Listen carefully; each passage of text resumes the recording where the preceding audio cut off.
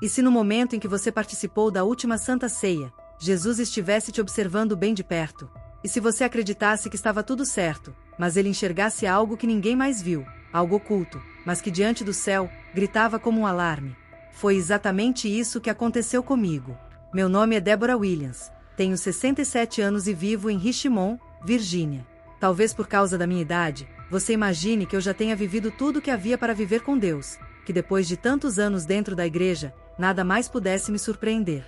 Mas o que vou compartilhar com você agora foi, sem dúvidas, a experiência mais marcante de toda a minha existência. E sim, aconteceu quando eu morri. Minha vida antes disso era tranquila, sem sobressaltos, quase automática. Acordava cedo, fazia meu café, repetia orações que já estavam decoradas, lia um salmo e seguia com o dia. Tinha uma rotina com as tarefas de casa, a Bíblia sempre por perto, e os domingos rigorosamente dedicados ao culto matinal. Nunca deixei de participar da Santa Ceia, ela fazia parte do pacote da vida cristã. Era sagrada, claro, mas aos poucos se tornou apenas mais um ritual, algo que eu fazia sem refletir muito. Eu sabia da importância de me examinar antes de participar da ceia, mas com o tempo, essa autoanálise virou apenas um gesto simbólico. Pensava, não bebo, não fumo, não falto aos cultos, fui fiel ao meu marido até Deus levá-lo há 10 anos, estou bem.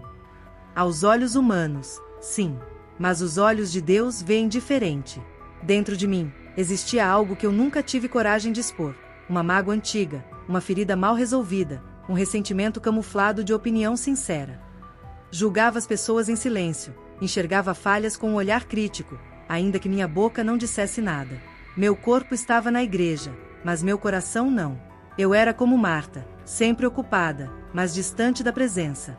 Toda vez que o pastor dizia examine-se, eu apenas abaixava a cabeça, suspirava e tomava o cálice como se estivesse tudo certo. Mas não estava, eu sabia. Me convencia de que era algo pequeno, que com o tempo passaria. O problema é que o tempo não cura o que só a confissão e o arrependimento verdadeiro podem curar. Minha relação com Deus era superficial. Por fora, todos me viam como uma mulher de oração. Mas por dentro, minhas orações eram secas, mecânicas, sem lágrimas, sem quebrantamento. A fé virou aparência. A alma, fria. Eu achava que minha trajetória de fidelidade bastava, que minha história com Deus me assegurava o presente. Mas eu era como as virgens imprudentes da parábola. Tinha lâmpada, mas havia esquecido do óleo. E então, num dia comum, tudo mudou. Não foi durante um culto avivado, nem numa campanha espiritual. Foi em silêncio, na solidão da minha casa. Tinha acabado de arrumar a sala, dobrado um lençol, separado alguns papéis. Me sentei na minha poltrona azul favorita, onde costumava orar e ler, mas naquele dia não fiz nenhuma das duas coisas. Só fechei os olhos, por um instante. Um cansaço estranho tomou conta do meu corpo. O ar parecia mais denso, o peito apertou, o calor subiu pelo pescoço. Tentei me levantar, mas não consegui. A visão escureceu. E então, uma luz, não uma luz comum, elétrica, mas uma luz intensa, espiritual, envolvente. Meu coração acelerou, depois desacelerou e parou. Naquele instante, eu soube, minha vida terrena havia chegado ao fim. Sem explicações, minha alma simplesmente se desprendeu. Eu me vi. Sim, vi meu próprio corpo ali, imóvel, com os olhos entreabertos e a cabeça caída. Era uma cena surreal, como se eu estivesse observando outra pessoa. Não sentia mais dor física, nem peso no corpo, mas algo ainda mais angustiante, um desespero profundo. Não era o medo da morte, mas o medo do que vinha depois. Eu não estava mais presa ao tempo, nem ao espaço. Me movia sem andar, e mesmo sem falar, tudo o que eu pensava parecia ser ouvido em algum lugar. Uma presença me envolveu. Mas não era qualquer presença. Era santa, intensa, e de certa forma, desconfortável. Porque diante dela, não dava mais para esconder nada. Tudo veio à tona. A frieza da minha fé, a dureza do meu coração, a forma indiferente com que participei tantas vezes da ceia. Toda a fachada religiosa caiu por terra. Fui completamente despida da imagem que sustentei por tantos anos. Chorei. Mas não era um choro físico. Era como se minha alma sangrasse em arrependimento. Naquela dimensão, o arrependimento parecia tardio demais. Lá não existem desculpas ou justificativas. Você simplesmente sabe. Eu sabia. Sabia que estava diante de algo eterno. Algo que não poderia ser alterado por uma oração apressada ou por um pedido de perdão feito às pressas, no último momento. Cada coisa tinha seu peso, a intenção, a verdade, o que estava escondido. Eu clamava em silêncio, implorando por mais tempo, mais uma chance, mais um culto, só para poder fazer o que eu nunca havia feito de verdade, me quebrantar. Foi então, no meio daquele clamor silencioso da minha alma, que algo profundo aconteceu. O silêncio ao meu redor não era um silêncio comum, como aquele de quando desligamos a televisão ou fechamos a porta de um quarto. Era um silêncio que parecia ter consciência própria, algo vivo e intenso, como se o próprio universo estivesse em pausa, aguardando algo mais importante. Eu estava ali, suspensa entre dois mundos, sem tempo, sem corpo, sem passado ou futuro. Apenas eu, minha alma nua e a eternidade pulsando ao meu redor. E foi nesse momento que algo começou a se mover naquela imensidão. Não ouvi passos, não vi portas se abrindo, mas senti uma mudança. Como se uma presença estivesse se aproximando. Cada célula do meu ser sabia disso. O ar, se é que posso chamá-lo assim, tornou-se mais denso, mais vibrante. Meu espírito tremeu. Algo sagrado estava se manifestando diante de mim. Uma luz apareceu. Não era uma luz física, mas uma luz penetrante, que não cegava, mas que atravessava todo o meu ser. Ela não me ofuscava, ela me revelava. E diante daquela luz, tudo dentro de mim era exposto. Minha história, minhas intenções, minhas omissões, meus pecados ocultos sob a máscara de piedade. E então, no centro dessa luz, ele apareceu. Eu não o vi com os olhos, como vejo uma pessoa, mas o reconheci com uma clareza indescritível. Era como se meu espírito soubesse quem ele era antes que minha mente tentasse entender. Não havia dúvidas. Era ele, Jesus. O Filho de Deus, o Cristo que eu cantava nas músicas, o Senhor que eu mencionava nas minhas orações mecânicas. Ele estava ali, diante de mim, real, majestoso. Sua presença era pura de uma forma insuportável, mas ao mesmo tempo imensamente acolhedora. Mas algo me impedia de me aproximar. Algo dentro de mim me parava. Vergonha, culpa, o peso de uma vida vivida com uma fé de fachada, sem uma verdadeira entrega. Diante dele, todo o verniz religioso se desfez. Minhas palavras bonitas, minhas orações ensaiadas, minhas atitudes corretas, tudo se dissolveu em nada. E então ele falou. Não foi uma voz alta, mas foi uma voz que não precisava de som para se fazer ouvir. Ela reverberava dentro de mim, com a força de um trovão e a doçura de um rio tranquilo. Ele me olhou, embora eu não tenha visto seus olhos, mas o senti, e disse: você se assentou à minha mesa de maneira indigna. Naquele momento, tudo dentro de mim se quebrou. Foi como se eu tivesse sido atingida por uma verdade que sempre esteve ali, mas que eu nunca quis encarar. Eu entendi. Entendi cada vez que tomei o cálice sem reverência, cada vez que fizera de conta que me arrependia apenas para cumprir um ritual. Cada vez que participei da ceia sem examinar verdadeiramente minha alma. Eu estava viva na igreja, mas morta diante do altar. Ele continuou, mas não havia raiva em sua voz. Havia tristeza, dor, como alguém que ama profundamente, mas vê o amado se afastando. Ele me mostrou quantas vezes o Espírito Santo tentou me alertar, me chamar ao arrependimento, mas eu endureci. Ele me mostrou quantas vezes tratei a ceia como uma cerimônia vazia e não como uma verdadeira comunhão. Me mostrou que a ceia não é apenas um memorial, ela é um reflexo da alma diante de Deus. Então ele disse algo que fez meu coração estremecer. Há muitos como você, muitos que se sentam à minha mesa, mas cujos corações estão distantes. Comem e bebem, mas não discernem o corpo. Se levantam após o culto, como se tivessem participado de um evento, e não de um julgamento. Minha alma chorava. Eu não podia fugir, não podia me justificar. Eu sabia que aquilo era verdade. Sabia que, embora tivesse vivido uma vida de fé, meu coração nunca havia se quebrantado verdadeiramente diante da cruz. Eu era uma espectadora da fé, uma repetidora de versículos, uma participante da ceia sem discernimento. Ele se calou. Mas o que ficou em mim era mais forte do que qualquer palavra. Um peso, um alerta, um chamado urgente. Eu sabia que aquilo não era apenas para mim. Era algo para ser compartilhado, para ser contado ao mundo. Antes que eu pudesse entender o que viria a seguir, algo começou a mudar. A presença dele ainda me envolvia como um manto de luz e verdade. Não havia distrações, não havia pensamentos vagos. Eu estava completamente atenta ao que ele iria dizer. O próximo instante carregava algo eterno. E então Jesus falou novamente: quando você se aproxima da minha mesa, não está apenas lembrando do que fiz por você. Você está assumindo um compromisso diante do céu, da terra e dos anjos. Está dizendo com suas ações: eu entendo o preço que foi pago. Eu me submeto ao Senhor desta mesa. Cada palavra parecia atravessar dimensões dentro de mim. Não era uma lição teológica, era uma cirurgia espiritual. Era como se ele estivesse removendo camadas do meu entendimento, até expor o centro, meu orgulho, minha falsa reverência, minha religiosidade sem rendição. Mas você se aproximou da minha mesa com pecado escondido. Participou do meu corpo sem discerni-lo. Transformou algo sagrado em rotina. E isso traz juízo. Naquele momento, uma lembrança veio à minha mente, uma passagem que eu já havia lido inúmeras vezes sem realmente refletir sobre ela. Aquele que come e bebe indignamente, come e bebe para sua própria condenação, não discernindo o corpo do Senhor. Está em 1 Coríntios 11, versículo 29. Quantas vezes eu li esse versículo sem sentir o peso da mensagem? Quantas vezes fechei os olhos, abaixei a cabeça e tomei o cálice, convencida de que o silêncio daquele momento era suficiente. Foi aí que ele continuou: minha mesa não é apenas um símbolo, ela é uma declaração no mundo espiritual. Quando alguém participa da ceia sem arrependimento, sem reverência, sem verdade, está dizendo com os lábios o que nega com o coração. Naquele instante, tudo dentro de mim se despedaçou. Eu vi claramente quantas vezes me levantei daquele banco, convencida de que havia cumprido um ritual, com a falsa paz de quem acreditava ter feito tudo certo.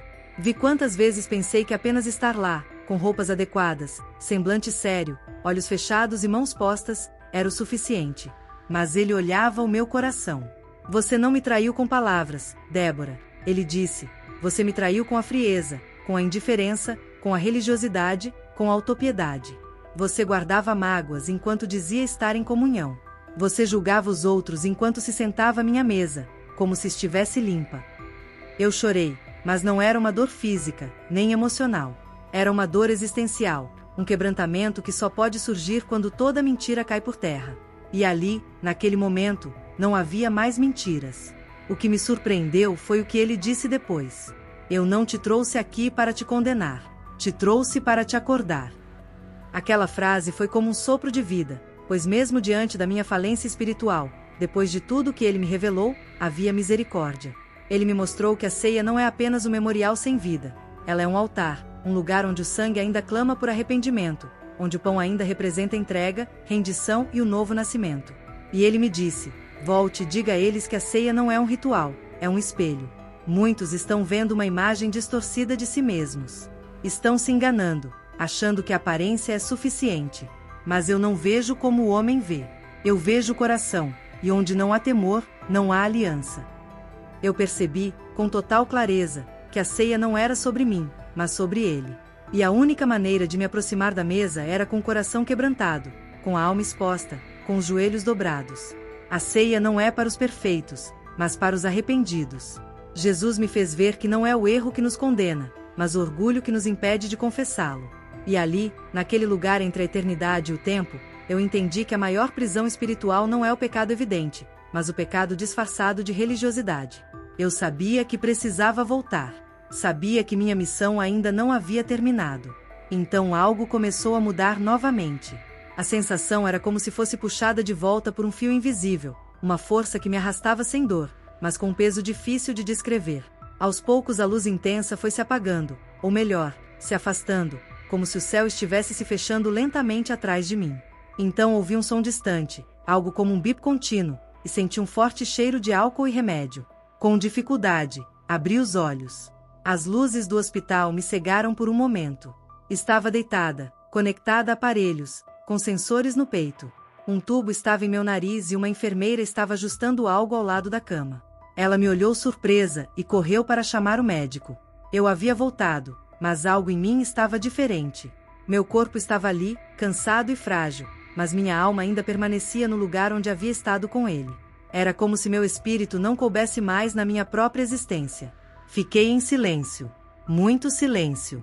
Os médicos me disseram que eu havia tido um infarto, que meu coração havia parado por alguns minutos e que fui reanimada a tempo. Mas nenhuma dessas palavras se comparava ao que eu queria contar, ao que eu sentia necessidade de dizer. Nos dias seguintes, enquanto me recuperava, enfrentei o que talvez tenha sido o conflito mais profundo da minha vida. Eu estava de volta à vida, mas algo havia mudado profundamente em mim. Olhava para as pessoas ao meu redor com uma percepção diferente. Cada gesto, cada palavra, cada oração feita ao meu lado parecia vazia. Não porque os outros não se importassem, mas porque agora eu sabia o quanto estamos acostumados a viver apenas na superfície. Eu sabia demais para retornar àquela versão de mim mesma, mas ao mesmo tempo, não sabia como explicar a ninguém o que eu havia vivenciado. Como poderia expressar em palavras humanas algo que nem meu espírito conseguiu compreender totalmente? Quando tentei falar sobre o ocorrido com minha filha, já em casa e recuperada, sentei com ela e comecei a contar o que tinha acontecido. Ela me ouvia, mas seus olhos entregavam ceticismo. Tentava não me interromper, mas balançava a cabeça em momentos-chave, e no final, sugeriu que talvez tudo não passasse de um delírio da minha mente. Eu ouvi em silêncio, sorri, mas meu coração doeu profundamente. Depois conversei com um pastor amigo, acreditando que ele ao menos entenderia. De fato, ele me ouviu com atenção e respeito, mas ao final, me aconselhou a guardar isso no coração e não compartilhar com todos, dizendo: nem todos estão prontos para ouvir esse tipo de coisa, irmã. Naquela noite, chorei sozinha. Não por falta de fé, mas por não me sentirem compreendida. Eu havia tocado a eternidade, e ninguém parecia perceber a urgência daquilo. Era como se eu tivesse saído de um incêndio e voltado para avisar a todos, mas encontrasse todos brincando dentro da casa em chamas. Decidi então começar a escrever tudo o que vivi. Cada detalhe, cada palavra de Jesus, cada sensação. Coloquei tudo em um simples caderno com capa preta, achando que talvez fosse apenas para mim, um lembrete, um altar de memória. Mas no fundo, eu sabia que aquilo era um chamado. Passei a olhar as pessoas na igreja de forma diferente. Via irmãos e irmãs levantando as mãos durante o louvor com o mesmo semblante que eu já tivera, um rosto que estava ali fisicamente, mas não com a alma. Quando o pastor dizia: vamos participar da ceia do Senhor, meu coração ardia, não por condenação, mas por urgência. Eu via minha antiga versão em cada canto, como se Jesus repetisse em silêncio: eles ainda não entenderam. Por semanas, lutei com a dúvida: falo ou não falo? Compartilho ou guardo? Mas numa madrugada, fui despertada sem motivo aparente. Levantei-me, caminhei até a sala e sentei na mesma poltrona onde tudo havia começado. Peguei meu caderno e reli cada palavra. Naquele silêncio, entendi que meu silêncio era um erro. Se ele me trouxe de volta, foi para que a verdade que me salvou também alcançasse outros. Foi assim que decidi contar. Mesmo que me chamem de louca, mesmo que desconfiem, mesmo que riam. O que eu vi, o que eu ouvi, não pode mais ficar em silêncio. Mas antes de compartilhar com o mundo, algo mais precisava acontecer. Depois daquela experiência, não havia mais volta. Algo em mim foi quebrado para sempre, e ao mesmo tempo, restaurado. A Débora que voltou daquele hospital não era mais a mesma mulher que sentava nos bancos da igreja com o coração frio e olhos secos. Era como se meus olhos tivessem sido purificados, minha alma esvaziada de orgulho e meu espírito reacendido por uma fome de Deus que eu nunca soubera que existia. Eu não queria mais apenas frequentar cultos, eu queria habitar na presença de Deus. Não queria mais orar como quem cumpre um dever, mas como quem respira. Minhas orações mudaram, meus jejuns passaram a ter propósito. Minha maneira de ver as pessoas se transformou. Passei a perceber feridas escondidas por trás dos sorrisos nas igrejas. Comecei a discernir com lágrimas o quanto estamos acostumados a viver uma fé de fachada, enquanto nossa alma clama por socorro em silêncio. Quando o pastor dizia: prepare-se para a ceia, meu coração se enchia de reverência. Não mais medo, mas um respeito profundo, uma consciência de que aquele pão e aquele cálice são mais do que símbolos. Eles são testemunhas do meu compromisso com o sangue de Jesus e da sinceridade com que vivo o Evangelho. Desde então, cada Santa Ceia passou a ser um altar de arrependimento para mim. Aprendi que não se trata de nos sentirmos dignos, pois ninguém é digno. Trata-se de reconhecer nossa indignidade e clamar por misericórdia, com o coração no diante de Deus.